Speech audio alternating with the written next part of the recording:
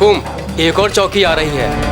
पग पग पर चौकी बनाकर रखी, पर तुम घबराओ नहीं। जैसे पहले रुक्का दिखाकर आगे बढ़े थे, वैसे ही रुक्का दिखाकर आगे बढ़ेंगे। जी हुकुम।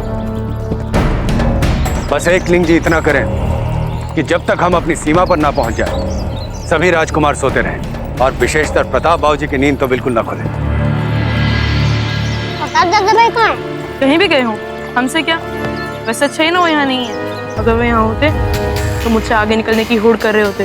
हाँ। पर हम जा कहाँ रहे दादा भाई? पता नहीं, पर कहीं भी जा रहे हो सब हमारे आगे हुकुम हुकुम करेंगे और हम मौज करेंगे। राज के बेटे हैं हम।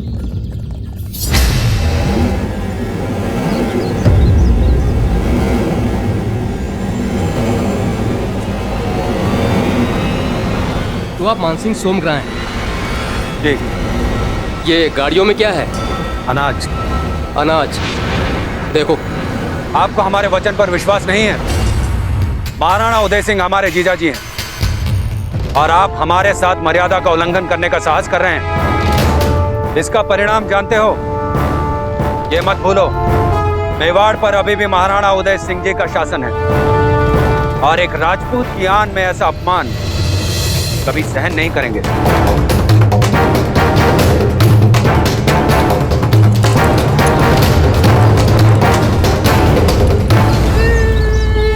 बच्चे, लेकिन उन्होंने तो कहा था इस गाड़ी में अनाज है। हुजूर को खबर करनी होगी। जी हुजूर, ये खबर पक्की है।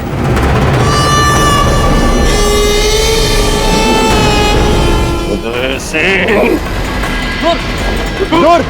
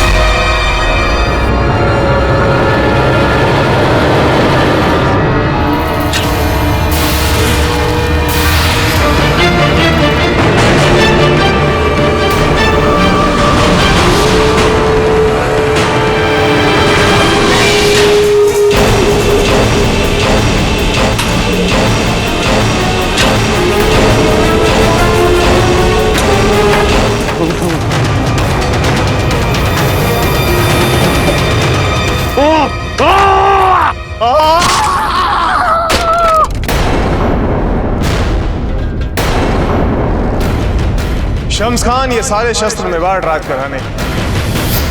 जब भी इनको प्रयोग में लाने का विचार करें तो प्रयोग में लाने से 2 दिन पहले, कम से कम 2 दिन पहले इन्हें नींबू के पानी में भिगो के रखना मत भूलो।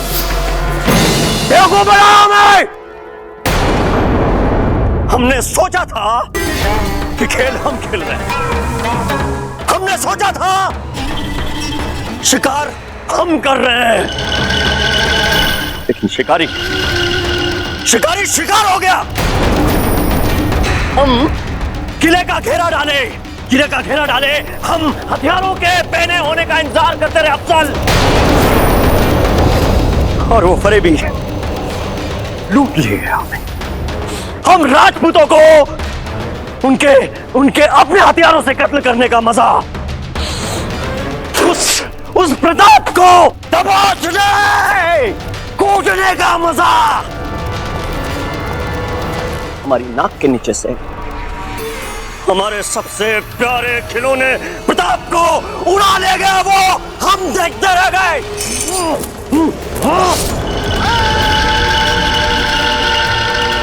उदय सिंह!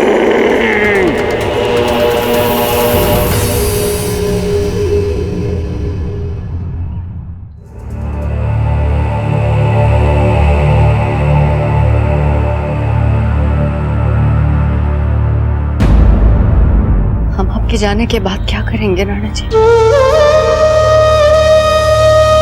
हम सोच रहे हैं कि आपके बाद हम भी जौहर।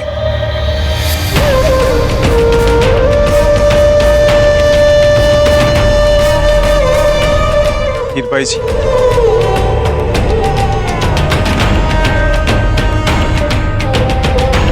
धीर भाई जी, ऐसी बातें मत कीजिए।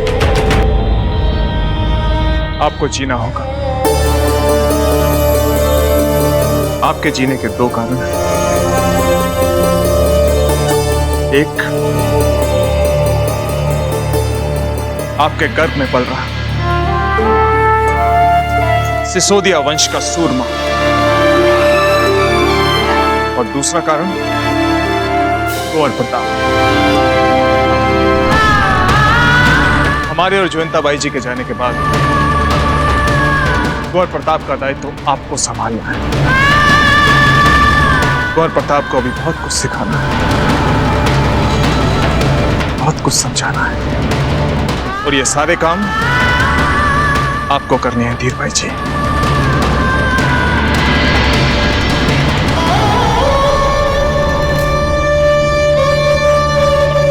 कुंवर प्रताप के लिए हमारे मन में बहुत ममता है राणा जी। इसलिए तो हम आपसे कह रहे हैं कि कुंवर प्रताप के लिए आपका दायित्व और भी बढ़ जाता है। कुंवर प्रताप मेवाड़ का भविष्य है। हुकुम, आपके लिए एक संदेश आया है। अंदर बुला लीजिए। राणा जी अभी रुके हैं। लगता है ग्वालियर से सैनिकों की टुकड़ी आ गई है।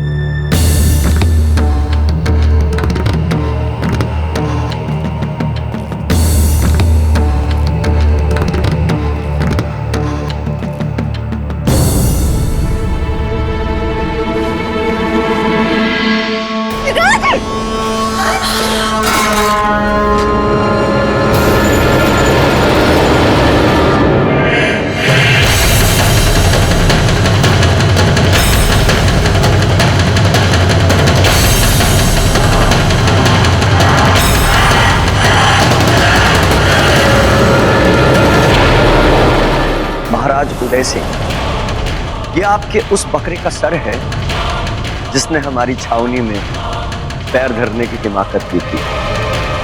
आप और आपकी सेना का भी यही हश्र होने वाला है।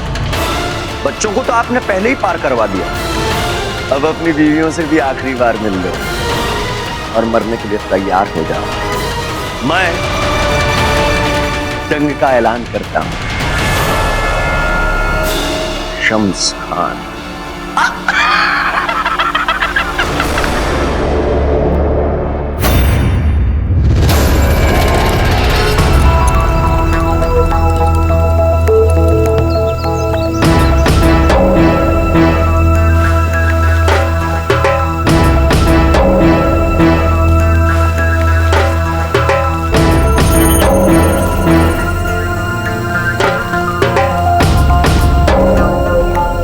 आप दोनों जाग रहे हैं? हाँ, हम तो बहुत देर से जाग रहे हैं। और बाबूजी राज प्रताप, वो भी जाग गए या सो रहे हैं? हमें नहीं पता वो कहाँ चले गए। जब से हम दोनों जागे हैं, दादा भाई यहाँ नहीं है। क्या?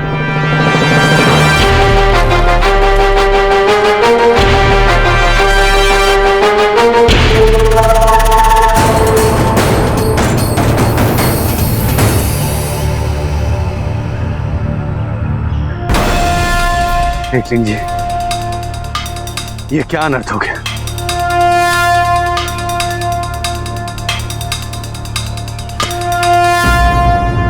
अरे मेरा मुंह क्या देख रहे हो? जाओ कुंवर प्रताप को ढूंढ कर लाओ। जिस रास्ते से हम आए थे उसका चप्पा चप्पा छान मारो। जाओ।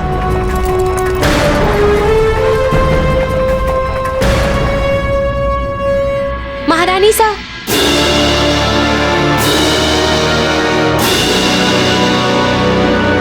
कहाँ मिले ये कपड़े? ये आपके कक्ष के झरोके के नीचे से मिले।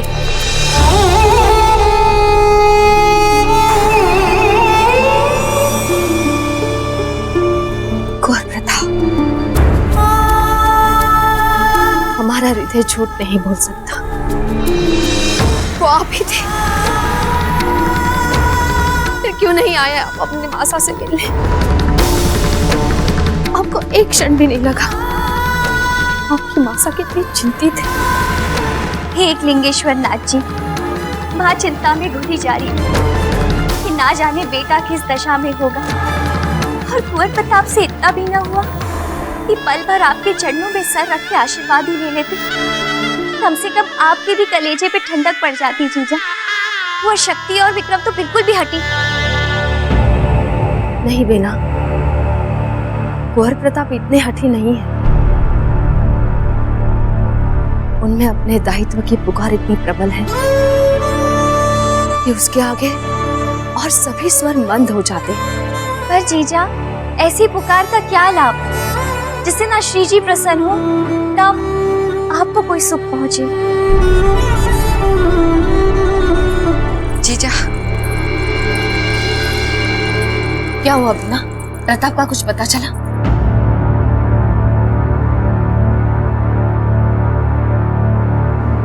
जी क्या हुआ? जीजा, समय से पहले युद्ध की घोषणा हो गई है।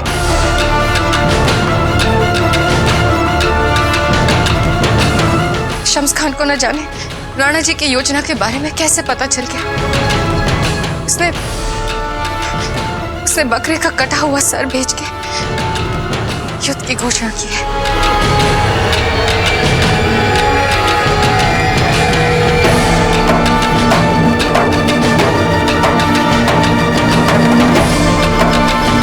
क्षत्रियों के हृदय कटे हुए सिर देखकर काबा नहीं करते। युद्ध का विकल्प राणा जी ने स्वयं चुना है। जो कल होना था वो आज हो जाए, इससे राणा जी के संकल्प में कोई आँच नहीं आने वाली।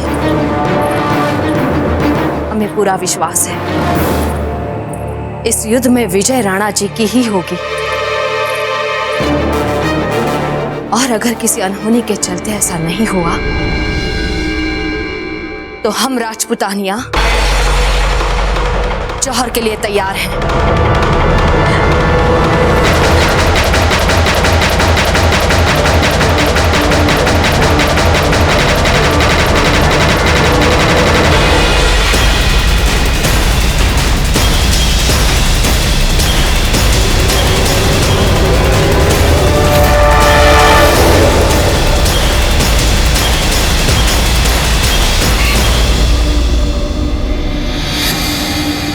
मेरे वीरों, आज इस पवित्र माटी के लिए बलिदान देने का दिन आ गया है।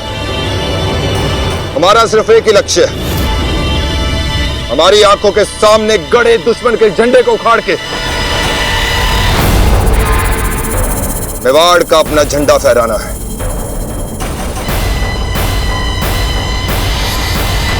मरने और जीने की चिंता हम नहीं करते, क्योंकि यदि हम अपने लक्ष्य में सफल हो गए तो मेवाड़ के इतिहास में सदा के लिए हमारा नाम सुनहरे अक्षरों में अंकित हो जाएगा। हम सब मर के भी अमर हो जाएंगे। जय मेवाड़! जय मेवाड़! जय मेवाड़! जय मेवाड़! जय मेवाड़! जय मेवाड़! कूच करो।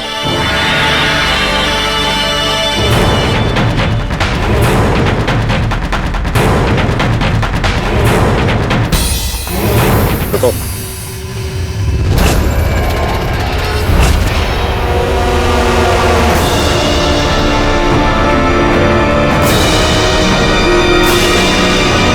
कौन हो तुम? पहले तुम्हें कभी नहीं देखा। जवाब दो। हम स्वाधीनता की लड़ाई लड़ने आए हैं। तुम्हारे तो भी दूध के दांत भी नहीं टूटे। लौट जाओ लड़के। हम भी लड़ सकते हैं राजराणा जी। हुकुम। और दांतों से वीरों की पहचान होती तो दुनिया में कोई कायर ना होता। हम यहाँ युद्ध करने आए हैं बच्चे, लकड़ी की तलवार से खेलने के लिए नहीं। इससे पहले कि हमारे एक संकेत पर तुम्हें बंदी बना लिया जाए, भाग जाओ यहाँ से। यदि आप हमें इस योग्य ना समझते हो तो भी ठीक है, पर हम आपके साथ तो रह सकते हैं ना। हम आपको देखेंगे, कुछ सीखेंगे। यहाँ कोई मेला लगा है क्या? कठपुतली का खेल चल रहा है क्या? और क्या देखोगे? तलवार के वार से कटे हुए हाथ पैर, और घोड़े की टापों तले कुचले हुए शव, और गेंद की तरह लुढ़कते हुए सर या लहू से लथपथ धरती। इससे पहले कि तुम्हारा बचकाना हट हमारी सहनशीलता की सीमा पार कर जाए, यहां से भाग जाओ बच्चे। यदि हमारी जगह आपके पुत्र होते तो क्या आप उन्हें भी यही कहते? वे भी हमारे आयु के थे ना। यदि वो आज यहाँ होते तो वो भी हमारी तरह यहीं हट कर रहे होते। एक बात कान खोलकर सुन लो बच्चे, तुम हमारे सैनिकों के साथ कहीं नहीं जा रहे हो। बस रुक जाओ। राणा ही हुक्म ने क्या कहा? जाओ यहां से।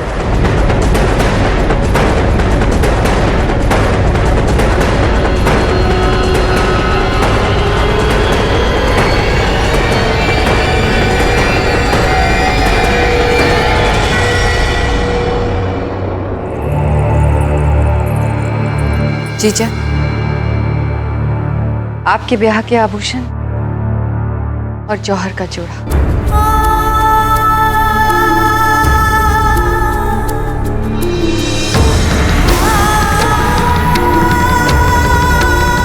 बेना, इतने वर्षों बाद हम हमारे विवाह के आभूषण पुनः पहनेंगे।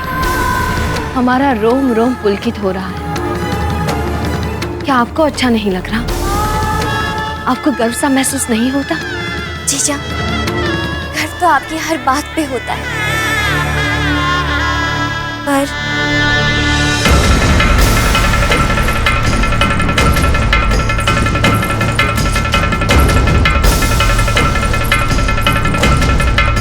इन सुंदर आभूषणों को आपने पहली बार तब पहना था जब आपका विवाह हुआ था शीजी के साथ, और आज आप वही आभूषण पहन रही हैं जब आप अग्निकुंड में कूदने वाली हैं, जौहर करने वाली हैं।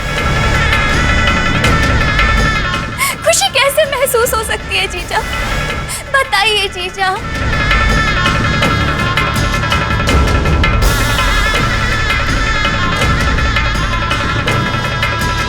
एकलिंग जी की कृपा तो देखिए,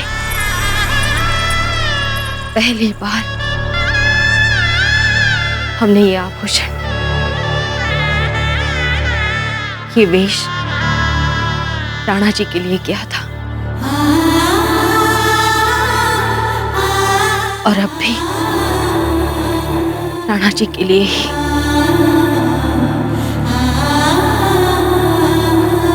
तब भी राणा जी के लिए हमारे समर्पण की साक्षी अग्नि थी, और अब भी राणा जी और समूचे मेवाड़ की आन के लिए हमारे समर्पण की साक्षी अग्नि ही बनेगी।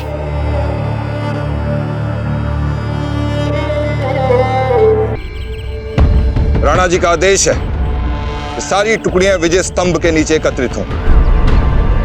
वहीं से हम राणा जी से रणनीति समझ के अपने दल के साथ मेवाड़ का झंडा आगे लहराने के लिए कूच करेंगे। वही चक नहीं। जय मेवाड़! जय मेवाड़!